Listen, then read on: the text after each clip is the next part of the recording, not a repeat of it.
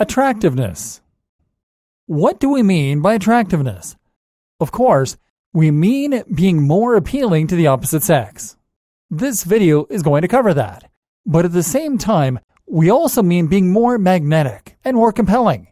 It means being the kind of person that others want to be friends with, that others want to impress, and that others want to work with. It literally means being someone who can attract other people to you. And one of the ways you can do this is by being confident socially, which we've just discussed, and by being charismatic. Ultimately, attractiveness harkens back to our evolutionary history. Our emotions and our social behavior have evolved to help us survive in small communities during our development. We will thus always gravitate towards people that we think can help us survive, or that we think can help us to pass on our DNA. Thus, we are attractive to members of the opposite sex who appear physically healthy and fertile, and who have resources and means to look after us and our offspring. And in dating and other areas of our life, we look for people who we believe to be of a higher rank to us socially. We want to associate with people who are more capable than us, because that can raise our own rank, giving us access to better resources and better mates. This still drives so much of human behavior. So much of human behavior is driven by this need to gain status, to fit in, and to demonstrate that we belong at the top of the food chain. And it all comes down to survival of our DNA. A woman wears lipstick because it makes her look more fertile. Rosy lips are a sign of youth. And that, in turn, will make her more desired, and therefore raise her status among her peers. Men and women buy large screen TVs because it can demonstrate their abundant resources, and thus means that they have something more to offer. Did you really think you were spending all that money for a tiny bit more visual fidelity watching Game of Thrones? Likewise, why do you think people sacrifice so much of their lives working towards promotions and important-sounding job titles? Of course, this is largely unconscious, but we are still all driven by the same things we were as cavemen. We touched on how this plays into our impressions of someone earlier. This is why it is a mistake to try to impress someone, and it is why being nervous in a social situation can be so destructive to our success. If you are with a group of attractive high flyers, and you seem confident, and you act completely yourself, then you are communicating that you aren't worried what they think. On an unconscious level, this leads them to think that you must therefore be of the same status or higher. You must have some reason to be as confident as you are. And that in turn means they now think you are of equal or even higher status.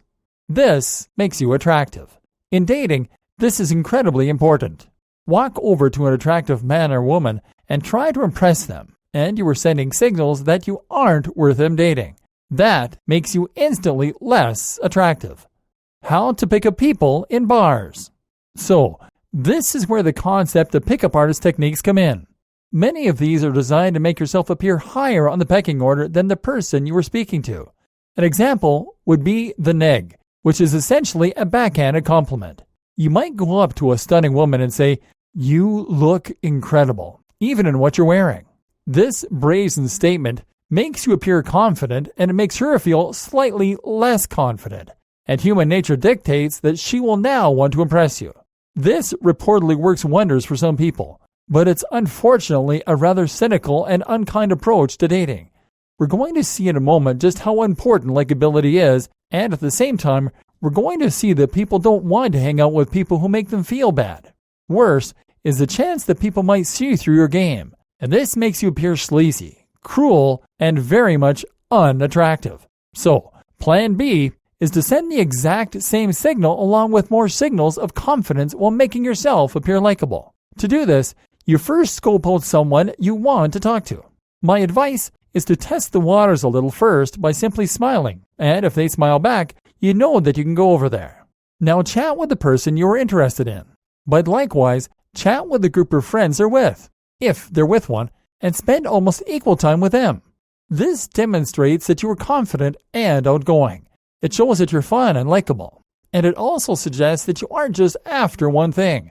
Now you seem like someone who is just very outgoing and confident, and they will question whether you're interested in them. Better yet, they may feel competitive with their friends. Of course, if things go well, you can simply then find an opportunity to take the object of your affections to one side and offer to buy them a drink. Alone at the bar, You can then make your move. But the point is that by being chatty and confident with his or her friends, you make yourself a lot more attractive. And by not desperately focusing all your attention on that person, you come across as much more appealing too.